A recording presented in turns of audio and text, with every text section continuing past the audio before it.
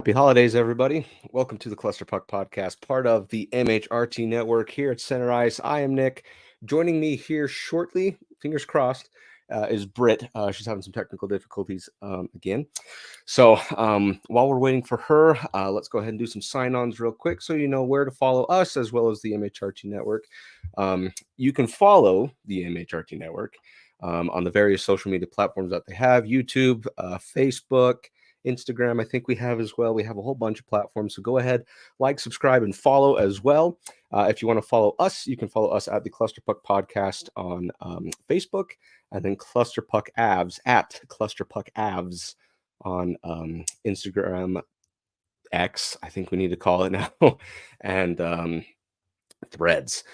Okay, so with that aside, we got a little bit to go into after what was going to be a really up week, and it ended up being kind of a down week. I shouldn't say kind of a down, but it ended on a sour note, a very, very distasteful note.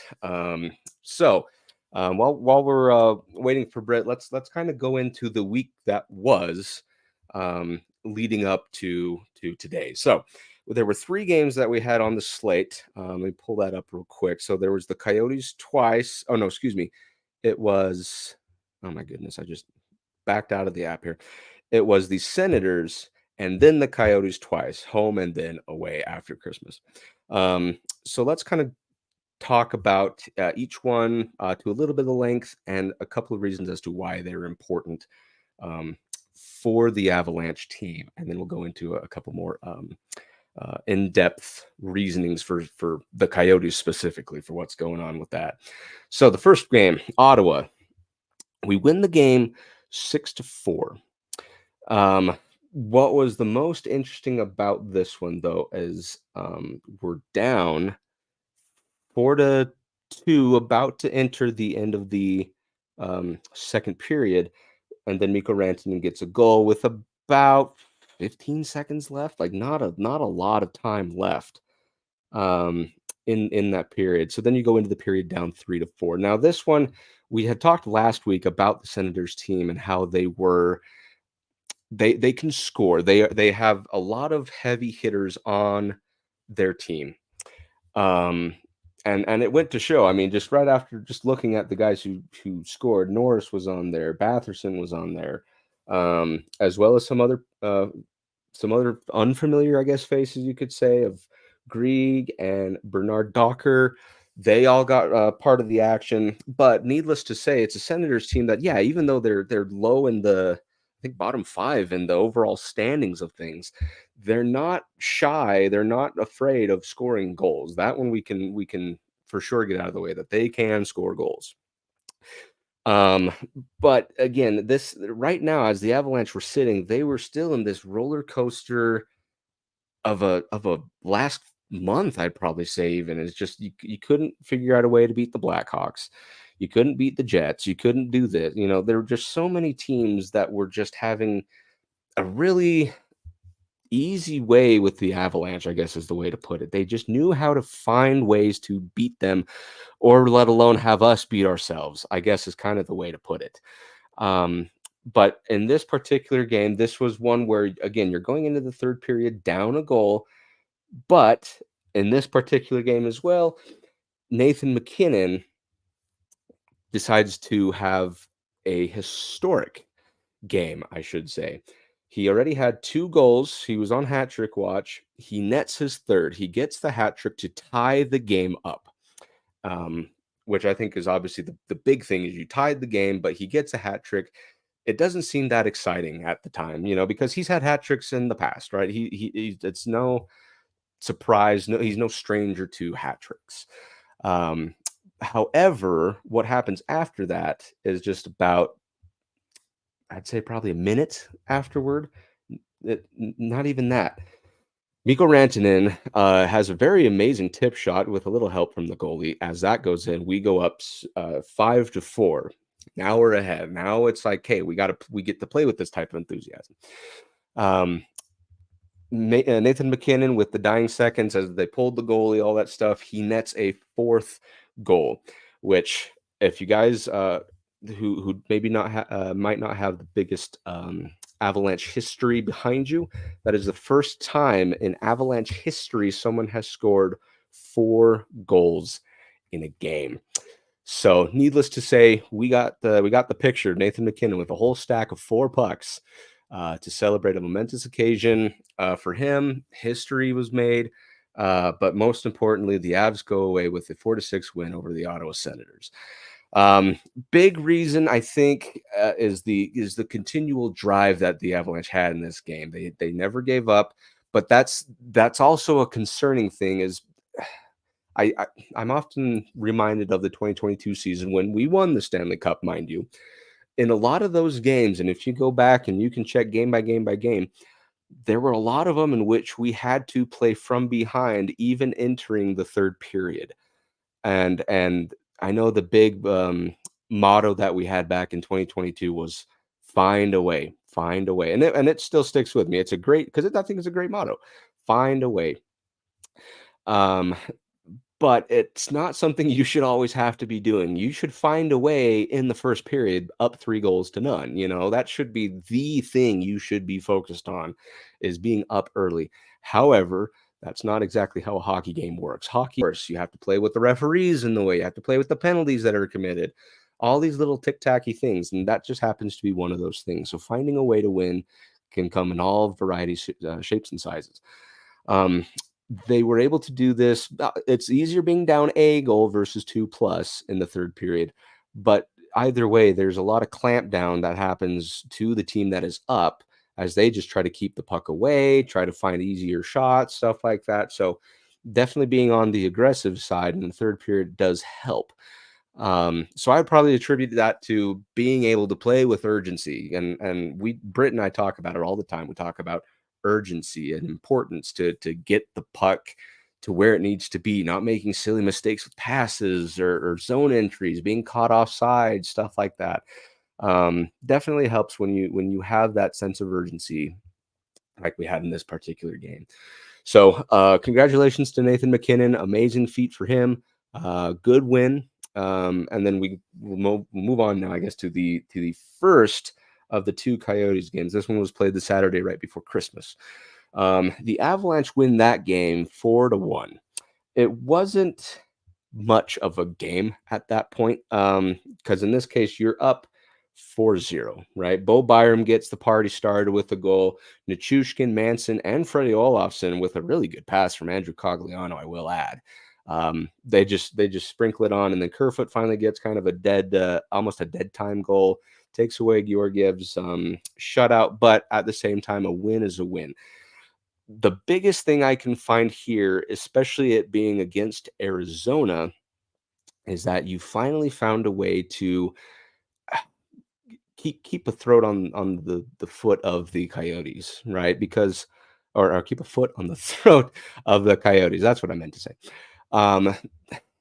Because, and we'll get into this one in our next segment about the Arizona Coyotes and what in the world they have that is so potent against the Avalanche. But either way, you get the job done here. And I think what it was is just the Coyotes didn't come out as themselves, right? Now, keep in mind, a lot of people, based off the last few years, are kind of shooing out the Coyotes. But I will tell everyone right now, as they sit, they are the first of the 2 wild cards and only about 4 or so points out of a placement in the Central Division. So they're in a playoff spot as it sits. They're not a team to just scoff at anymore. They have a really good program going down there in Tempe. So this particular win was a breath of fresh air, showing we can do it. We get, as long as you play a full 60 minutes, which I know is a big deal, and you're able to have crisp passes, spatial awareness. That one was probably a really big thing, was being aware of your surroundings, who's doing what, moving in which direction. That definitely helps, especially when trying to navigate a puck through a field of people to a net. Like in Bo Byram's case, that was a very magical goal that he had, where it's like you're two guys are kind of coming together and a little bit apart. He fires it. The broadcast booth thought it went between some legs to get past the net. Others thought it went right between the 2 bodies as they're coming together. crazy, crazy shot, but sometimes you get lucky. And with a skilled NHL player such as Bo Byram, who we know has the capability to make such shots, definitely helps. But again, with these goals that just went down, it just seemed like the Avalanche in this game were on the attack the entire time, and it was really nice because you're watching, and even though the Avalanche would lose possessions here and there in their own defensive zones, stuff like that, you weren't really worried because their forechecking was really good during the game. So definitely was a bright spot, I would say, for the game. So again, not too much noteworthy at this point. They played the way we know the Avalanche can play, despite the trade of Tatar that happened, despite the trade rumors, which we'll get to in a second. And hopefully Brit's able to solve her technical difficulties by then, because I know she has one player in mind that she definitely wants to look at. But either way, the game was nice and clean. Everyone played great. It seems like they were no worse for wear. Beginning of the season form, everything was okay. So Avs skate away with this one, 4-1 over the Arizona Coyotes. And then we hit Christmas, and then we hit the Coyotes again, but this time we're at Mullet Arena. The game started off the same. Okay. Mikko Rantanen gets a goal. Jonathan Drouin gets a really good rebound goal. Logan O'Connor with an amazing goal. Nathan McKinnon continues his point streak. I think he's at 19 now games with a point. You're up 4-0 toward the dying phases of the second period. That's when stuff begins to unravel. About 3.5-ish minutes left in the game. Lawson Krause scores the goal. So now you're up 4-1. You're thinking, it's okay. No big deal. We still have the entire third period to nab another goal, extend the lead, hold on to it, keep away, whatever it is that we were going to do. We have the third period to do. It's not easy to come back. I will tell you this. It is not easy to come back 3 goals to tie up a game, let alone win a game. But in odd fashion, and it could happen to anyone, we just happened to fall victim to it. Coyotes score 3 goals in the third period without the Avalanche scoring 1, right? So game gets tied 4-4. Third period buzzer sounds. We're going to overtime. It's a very, very similar game to the one we had earlier this season where we had the lead, the Coyotes tied it up. If I'm not mistaken, that's how it went. I could be completely wrong. Let me know in the comments. But you just knew something was going to happen. You knew some fluke, some odd puck luck, something in the unlucky nature was going to happen to the Avalanche. And sure enough, 20 seconds left in overtime. I think they gave this one to McBain. They credit McBain for scoring an overtime goal, and the Coyotes win the game 4-5. So we went from up 4-0 to losing 5-4.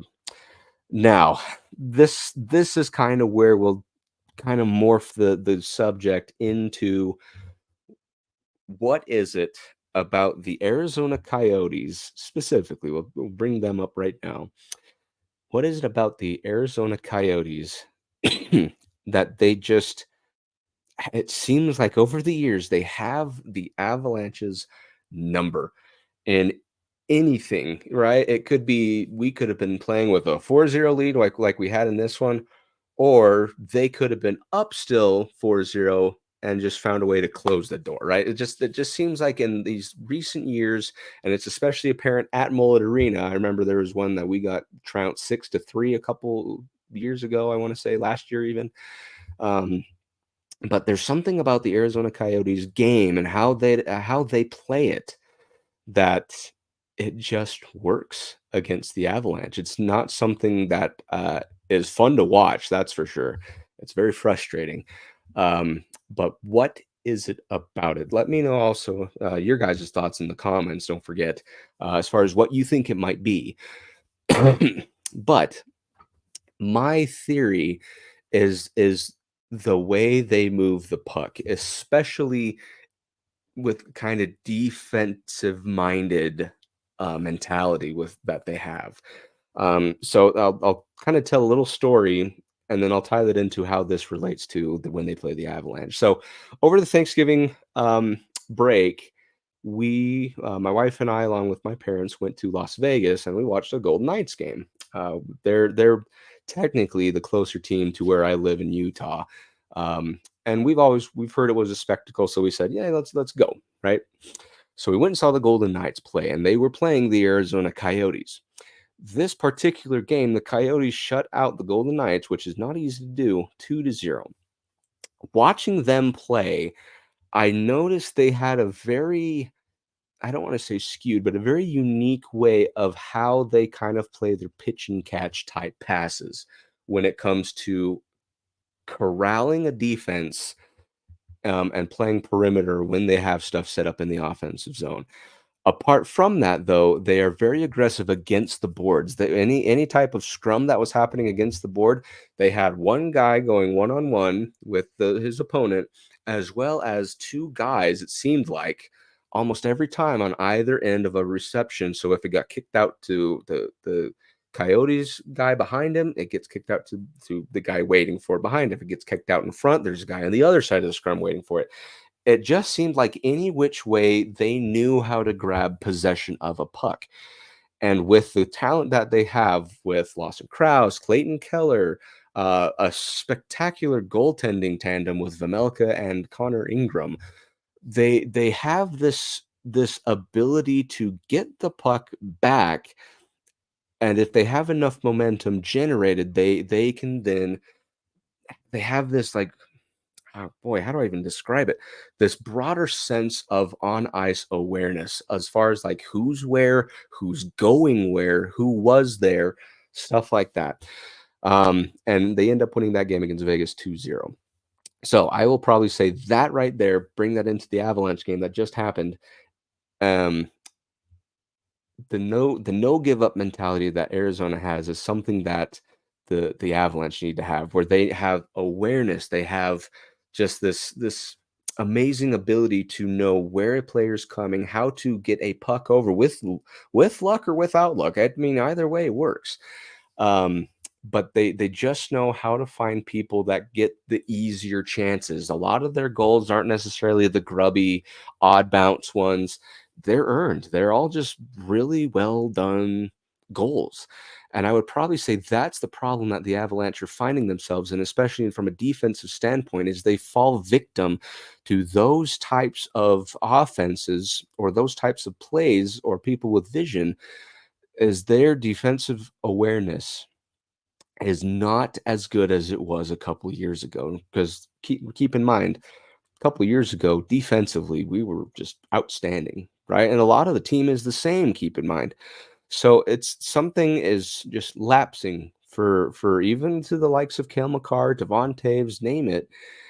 Something is lapsing just here and there, right? And it's not like the entire period they were down. They still maintained a really good game. Like, keep in mind, yeah, they got it got 4-2 with about 4 minutes into the game or into the third period, right? So, but it's like you still have a 2-goal lead at that point, but just the chipping away, fatiguing the Avalanche's defense, it just got worse and worse and worse. And if I could kind of pinpoint it to a pinball machine almost, where everything starts at the top and it just kind of ding ding ding ding ding ding all the way down to where you can't get it past the little flippers that it just goes right between it, and everything just goes haywire. That's not the first time it's happened in the Avalanche season, right? I think back to the Nashville game, and again, it's how the game is played. But then again, Nashville scored 2 goals in less than 40 seconds to win the game in regulation. Again, there's some mishaps that happened, like Cale Makar took a spill in that game, which turned over the puck. But again, I think it's you need to have a sharper defense, especially when you play with a lead, because stuff like this will happen, right? But again, to be up 3 goals in the third period to let that squander away, I don't want to say it's like raising the panic button, because keep in mind, and again, with all this Debbie Downerness that I've been having, we still own sole possession of first place in the Central Division, right? So it's not like I'm hitting the panic button all of a sudden, trade everyone, scrap it all, But it is concerning that defensively, this has happened time and time again. This is not the first time this season it has happened, like I said. So I would say that is where you begin to glance over at some sort of a panic button. Um, Again, I think the Avalanche will come out of this. It's one of those games where you're just like, I don't know what else you could do. You move on. That's the first thing. You move on. It's all in the past. There are plenty more games in the season. We're not even halfway yet, but there is something that the front office might be doing already, that would kind of get some more wheels moving. So let's kind of dive into that one. Excuse me, really fast. Let me take a drink of water real fast, and we'll get into what the front office might be doing as far as getting some new pieces moving. Okay. So, as you guys are aware, and I don't think I posted this on our social medias, because just with me being I'm away from home and stuff like that, I haven't been too good on the social medias. I'll put that out with game day posts, final scores, news, stuff like that. So I do apologize. But the Avalanche a couple weeks ago traded Tomas Tatar, which was very sad for me because I think my fantasy team was even named after him. But they saw something that the rest of us casuals wouldn't, or couldn't notice, or whatever, or for financial flexibility, whatever reason they had, they trade him away for, I believe it was a 5th round pick, if I'm not mistaken. They do this. They never do this just because there's always something going on in the back, especially with McFarland and Sakic as his mentor. They've always had this thing where they put something in motion to grab a better piece, I guess is what I will say. And so as soon as that happened, immediately the social media world gets lit up with trade rumors. And Britt and I talked to this to some degree last week, but there are a few people, I guess, that I would have in mind as far as who they might be going after and why. And then I'll throw in a wild card just because I think it'd be fun, just for people to sound off on social media. But the big one that I would be going after for sure is Elias Lindholm of the Calgary Flames. That's again, I want to say he just signed a rather large deal or an extension with the Flames this season. So he's there for 8 years, if I'm not mistaken. I could be completely wrong.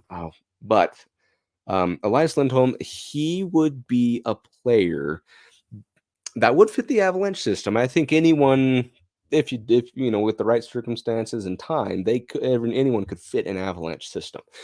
But I think with Elias Lindholm, his style is very, who would I compare it to? Very Ross Colton-y, I guess, but with like a more elevated, a kind of upper echelon type play. His play hasn't been too great as of recent with the Flames, and so that's what a lot of people are wondering, if a change of scenery could be better for him going down to Colorado.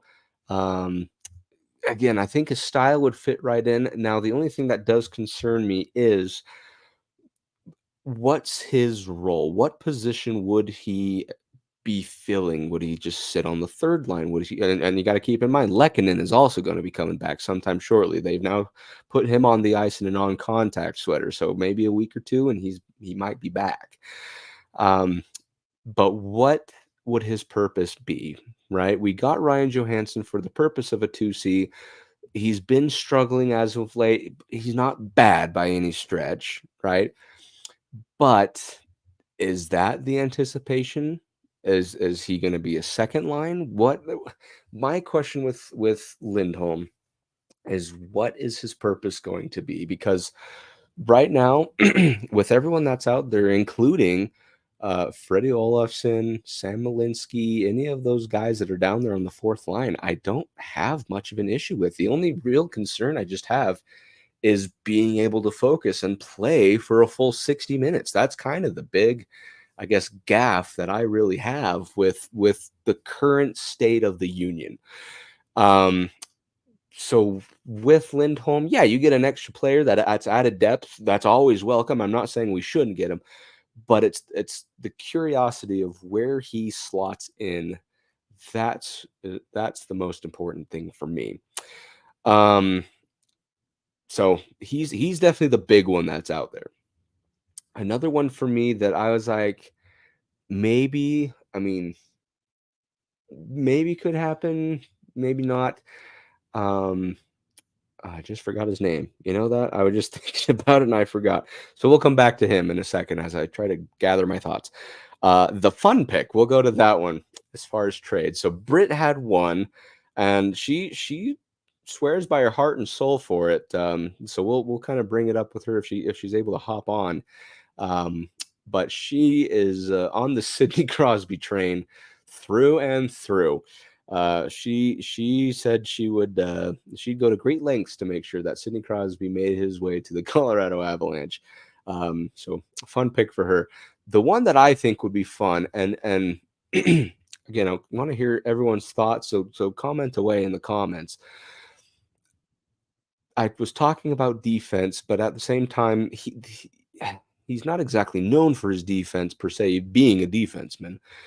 That would be to bring back Tyson Barrie. Now, I get it. I'm a homer. I am a Tyson Barrie fanboy, right? He is my favorite player in the NHL. So I'm going to address that. Yes, this is a very biased pick with the bias in mind. However, if you go back to the times, the days he was in Colorado before he was traded to Toronto, he upheld records. He was making records, right? He had historic performances. I feel that if we trade, I don't know, it could be, oh geez, maybe a Sam Girard, maybe a flip Sam Girard for Tyson Barrie straight across, something like that. I don't know, but I bet you we could get the vintage Tyson Barrie back, because remember he was, and I'm not, I don't speak on his behalf, but he seemed to be happiest when he was here. He had great chemistry with Rantanen, McKinnon, Landeskog. He had great vision. His puck skills, his passing was amazing. He scored plenty of goals. Very offensive-minded player. But I feel like if we were to get him back, that does shore up. Yeah, it's another defense where the defense may become a bit more lackluster. Yes, I would admit to that. However, I feel like with the power play, he quarterbacks the power play very well. And that became very apparent when he was in Edmonton at the time. He was a PP1, quarterback, basically, where he would bring the puck into the zone. He got stuff set up. He knew his passes, and he got the puck to where needed to go. If we could get that back, our power play numbers rise. The overall production rises. The passes, I think, become cleaner. He gets out of this mental funk, like we talked about Jonathan Drouin. Jonathan Drouin at this point is great.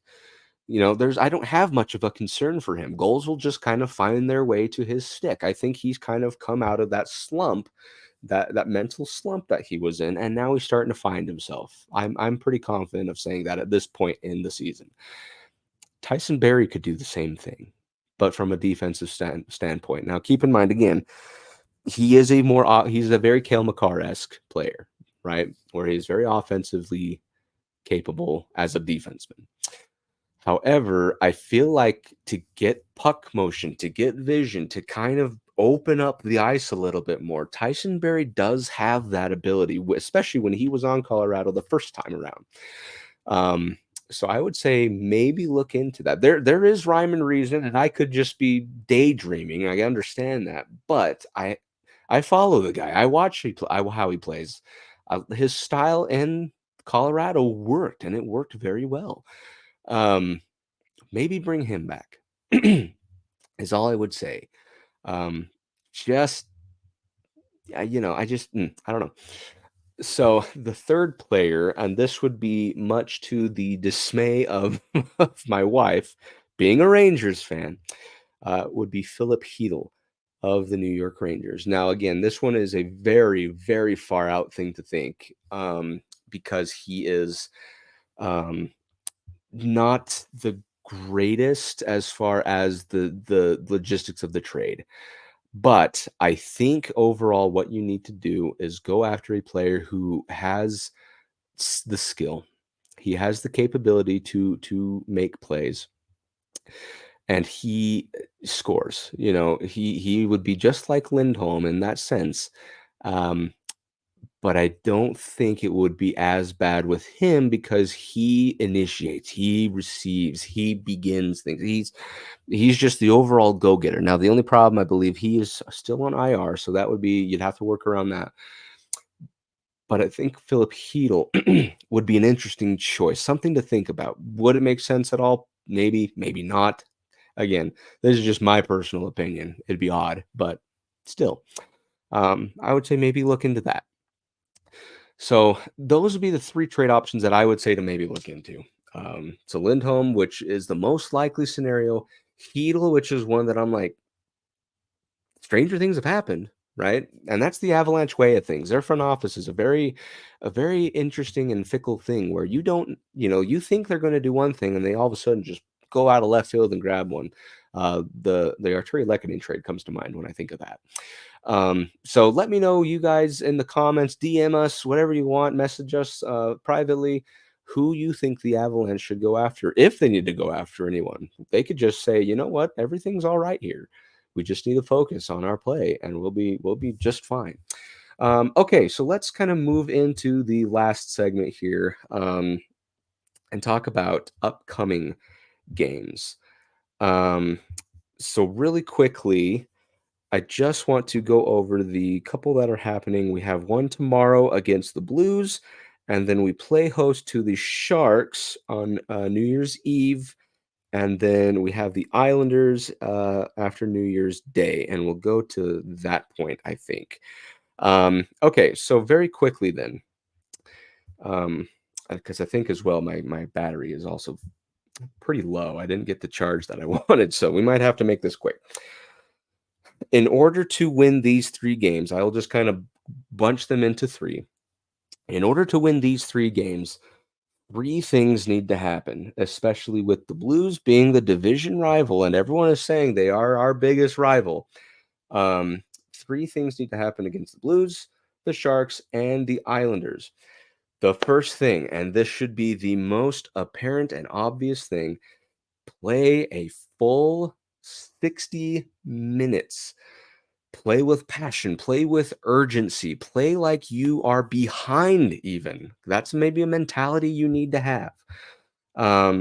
Because that's the thing that's catching the Avalanche right now, is they're just not playing with that urgency. They're just not playing with that type of passion. You need to be able to have guys on the same brainwave, to be able to have that chemistry that's going together. You need to have everything falling in line in order to make a good team, or a team that plays well on the ice that night.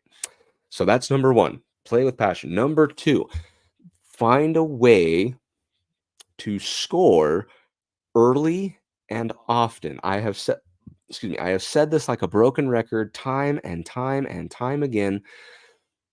It's easier to play. Now, don't take your foot off the gas, right?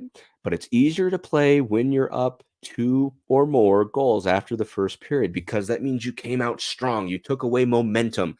You brought everything into your hands. You control the game at that point. You can control the pace a little better. You can control entries a little better, the aggressiveness, hits, anything like that. They are yours to control when you have a multi-goal lead, especially going into the first intermission. So that would be point number 2 for this game. And point number 3 is you have to make the game, and this is to the skaters, You have to make the game a little easier for the goaltender so he doesn't have to make these acrobatic and desperation saves. That was one thing that was very apparent to the latest Coyotes game where we choked away a lead. Is this? It just seemed like we were all kinds of messed up and backward. Just nothing was going right for us. Defensive awareness, I think, is the biggest attributor to that situation. Um, so I would probably say if those three you could do, you have a very winnable scenario in all three games. Because keep in mind, as I look at it, the Blues are not in a playoff spot as we sit. However, they always play with an anger toward the Avalanche for various reasons. The Sharks, bottom of the league, you should be able to just skate away with like a 6-2 win just fine. But the Islanders, they are second in the Metropolitan Division as the time of this recording is happening. They might play a boring style of hockey, and I know Britt and I love to talk about just the boring style of hockey that they play. However, it gets the job done, and they have the standing and rink to back it up. So those would be my three takeaways as far as what you need to do. Now, just quick little specifics on each one. I would probably say with the Blues, you need to match their physicality because now with the new coaching staff, as Craig Berube has left, they kind of have started to get a new identity, right? They still are that same hard-hitting Blues team, very physical, but now they have this, I'd almost want to call it like a finesse where they can skate around you, right? They can dance past you, all kinds of this stuff. So I'd say keep that in mind as well. Um, with San Jose, they again, even though they are last in the league, they are still an NHL team. They have a very, very young core and a very talented bunch of up and coming prospects that are now starting to get their legs.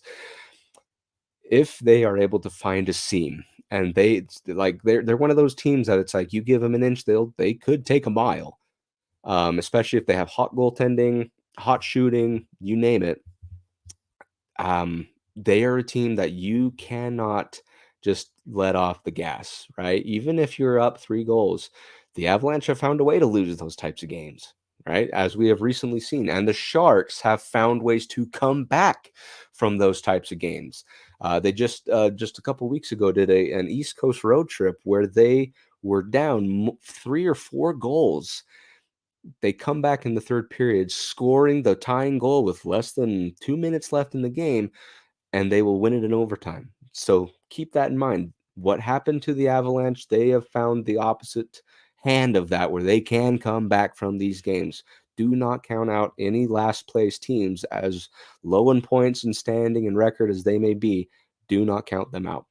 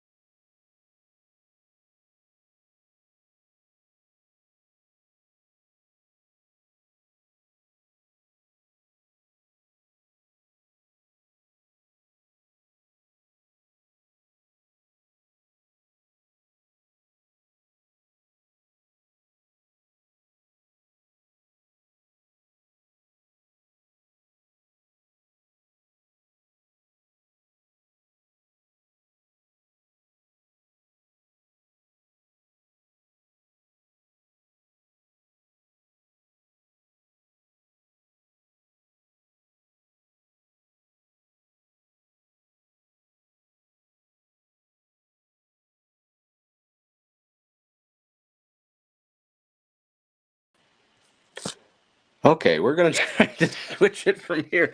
Oh, we got so close, and I think we just missed. Okay, so I'm switching to mobile. Hopefully, everyone can hear me just fine. But either way, we were just talking about the last things to do for the New York Islanders game. So again, they might play a boring brand of hockey, but at the same time, they get the job done. They know how to make it work. So I think what would need to happen is you have to play aggressive from the very beginning. They are a team that knows how to just slowly pick you apart, um, take advantage of miscues, whatever you have, they know how to exploit those types of mistakes. Um, so I would probably say those would be the three main things as far as what you would need to do in order to win these three games. Keep in mind, the last couple of weeks has not been very friendly to the Avalanche as far as keeping a streak alive. They'll win games, they'll lose games, but overall, it's just yeah, it's about figuring out what you can do in order to um, get a streak going, right? Because that's a big thing. As soon as you go 3+ games winning, you just feel like there's a lot more ease and the game just comes to you, stuff like that. So I would probably say at this point, get the streak going, and this is a great time to do it because it's two games that are very winnable, and third, even though it's a challenge, that it can be done. That's a confidence builder, especially with a team that is in the playoff hunt as we speak.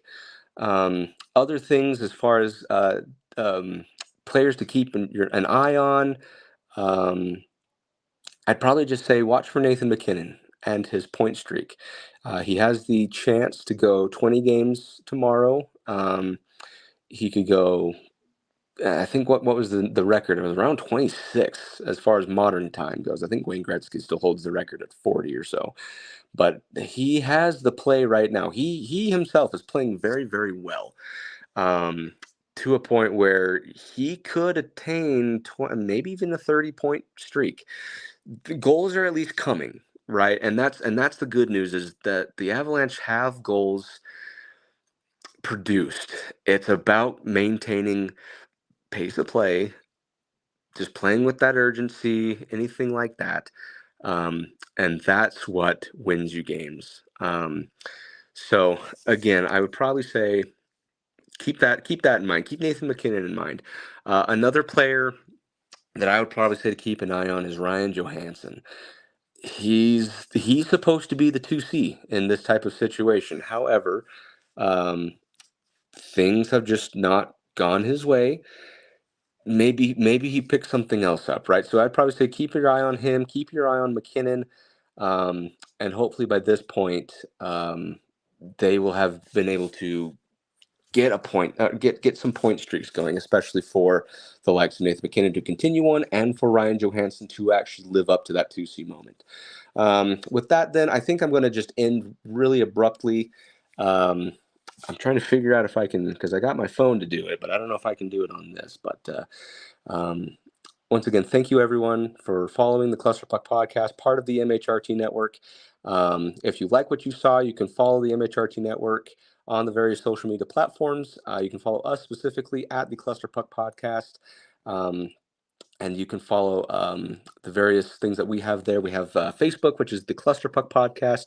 We have Instagram, Twitter, and Threads, which is at Clusterpuck Avs. You can go follow us there. Sorry, I'm trying to get my laptop to boot up again, but it's just not working. So, in the meantime, as well, if you want to leave us a comment or a question, you can also do so. But don't forget to like and subscribe. Follow the MHRT Network. Follow the Clusterpuck Avs. Hopefully, we can go 3-0 for the next week. And yeah, I think we'll leave it at that. So with that, we hope you guys have a wonderful New Year. We hope you guys had a Merry Christmas. And as always, go Avs go.